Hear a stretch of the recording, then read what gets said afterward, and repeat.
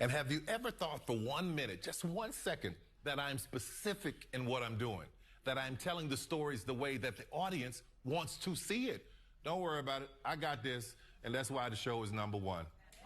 All right, Tyler Perry fans or Sistas fans, it really doesn't matter. Let me just say up front, I still plan on doing the video where I do a deep dive into the history of Tyler Perry and his previous writer's room and why he hasn't had one since then until just recently. So this video is really just about the segment you just saw from the Tyler Perry show, where he was addressing the viral tweet about the prostate tickling and whatnot, and how he pretty much has social media, but he really isn't on social media like that. So it was brought to his attention by someone that he was trending, and this is why I don't watch your stuff, because it's crazy as I don't know what, and the writer's room and whatnot. And he said this is really the one point, and I don't want to make it seem like I'm only taking one verse out of like a chapter of scripture and then applying it to my argument without looking at the full context. That's not what I'm trying to do here. But I just felt like this specific segment deserved its own video, because it will be included in the overall writer's room history. But this one is specifically, I'm specific in what I'm doing. Like, don't you think I'm specific in what I'm doing? I'm telling the stories in the way that my audience wants to see it. And that's why the show is #1. And some people have sent me articles, from TV Line, Deadline, and a few others, and, pretty much specifying that, yes, it is confirmed, and I've said this for months, Tyler Perry has current projects, House of Pain, Assisted Living, where there are new writers and directors and whatnot. And then there are other upcoming projects where there are writers' rooms. Maybe he's not doing every little piece of writing, but there are other writers involved. However, when it comes to Sistas, The Oval, and of course the Haves and the Have-Nots are wrapped up, he's doing that all himself. But to me personally, let me just say up front on a positive note, maybe shows like All the Queen's Men and these upcoming projects where Tyler Perry's still involved, but he's not the sole writer, producer, director. Perhaps if he sees the feedback and the ratings of those shows right off the rip, he might consider adding writers to Sisters or The Oval. But here's the thing with that. The more the shows rank in ratings, especially the ones he does solo, if I were in Tyler Perry's shoes, and let's say he was 7 seasons into Sisters, and it was still #1, but it progressively got worse in quality as the years went on. If I were him, I would most likely not get a writer's room, because, well, I'm doing it my way. #1 in ratings, 7 seasons, the actors are getting paid, they're getting more opportunities. Tyler Perry's doing what he set out to do. But when you look at it from the perspective, there are 2 ways of looking at this. And like I said, I will definitely go more in depth in the writer's room history video. But I'm thinking more so in the terms of longevity. Not everybody is out to make history when they make a show or movie. They're about making money right now in the moment. If they can make history in the long run, then so be it. But they make products for the sole purpose of making the money right now.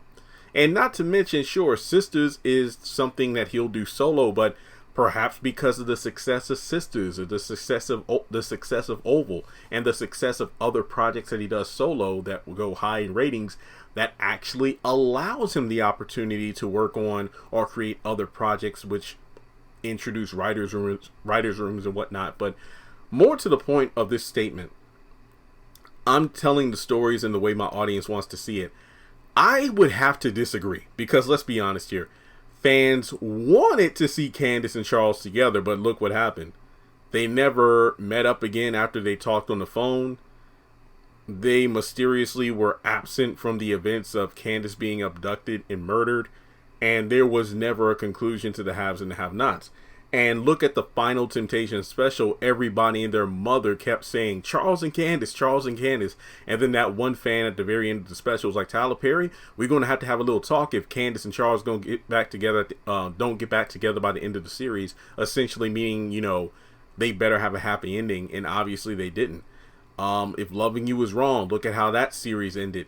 I mean, there are just so many examples of shows and projects where Tyler Perry, I mean, I don't feel like he was speaking to the audience based off what the audience wanted. And I'm not saying that writers need to do everything that the audience wants. I mean, it's their project, and obviously the audience is what makes their project a success. They don't have to do every single thing that a fan wants them to do. Obviously, that's why they have character shipping, fan fictions, and whatnot. Not everybody's going to be satisfied with how a series comes to a close. But I think for me personally, even though I don't know every single Tyler Perry viewer of every single Tyler Perry project, or what they tell Tyler Perry, or, you know, what they want to see from Tyler Perry, I feel like Tyler Perry is the television equivalent of an internet clickbait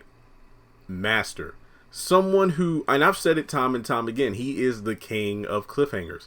Even if you have 41 minutes, 25 seconds of bullshit in an episode of whatever show, Tyler Perry is going to make sure those last 20 to 25 seconds will keep your butt in the seat, or excuse me, the last 25 seconds or so will put your butt back in the seat next Tuesday or next Wednesday night to see what happens in the next episode.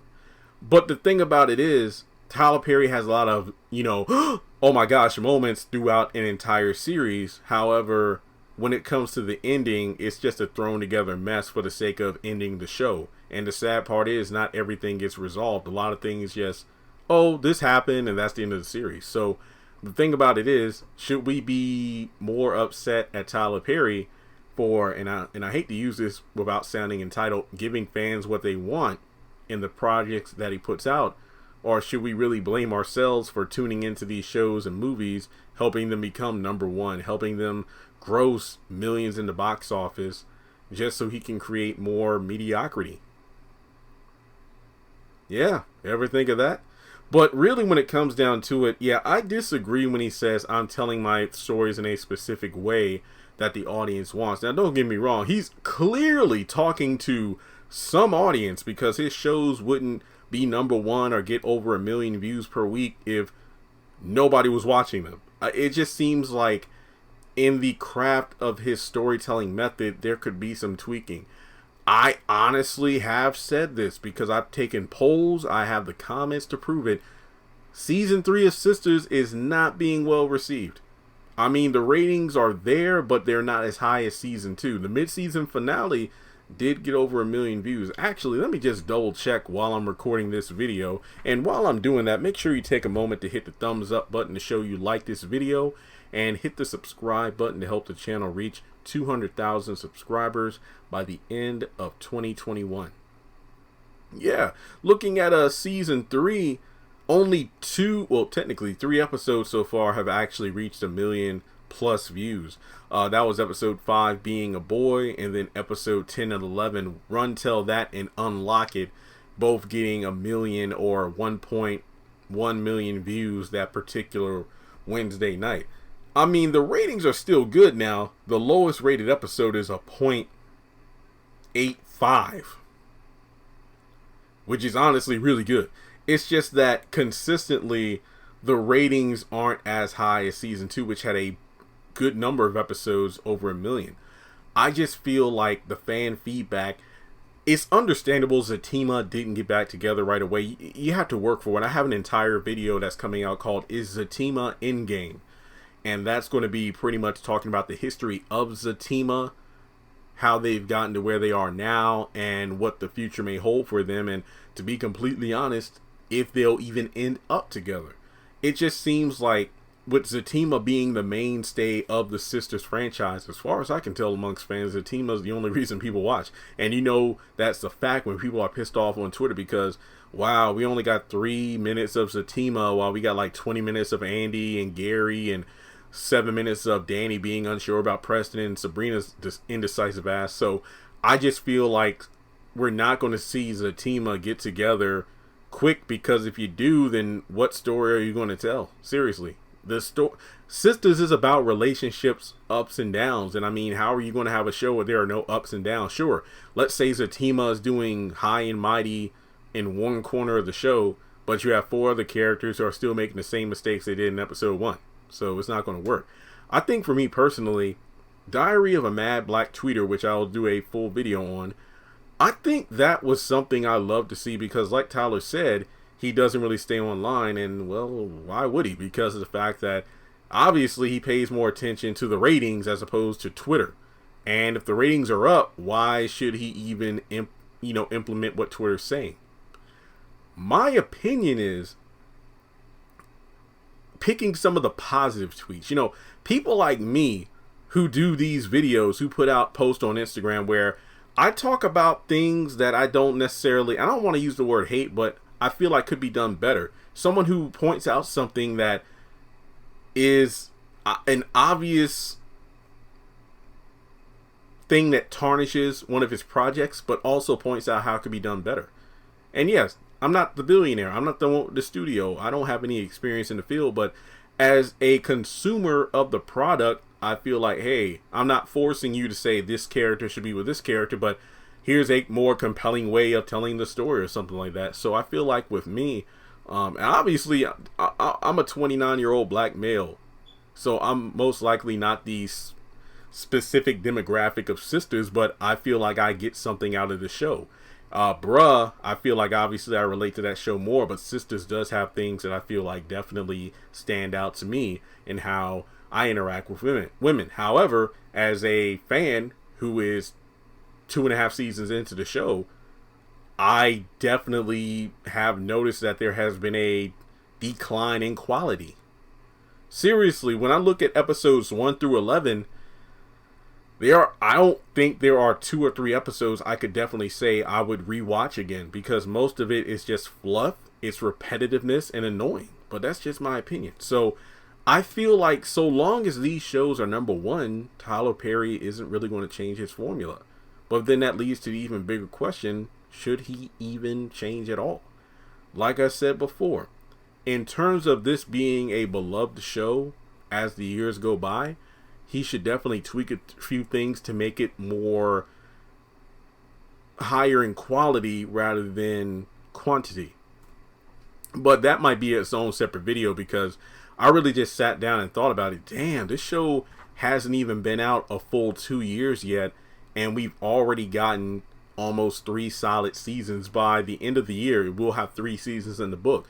Could one of the reasons that Sistas and to an extent The Oval have seemed to somewhat overstay their welcome already be because we're getting too much too soon? But again, that's his own separate project. But thanks so much for tuning into this video. Like I said, there is more to come, and I really can't wait to get that writer's room video out, hopefully within the next week.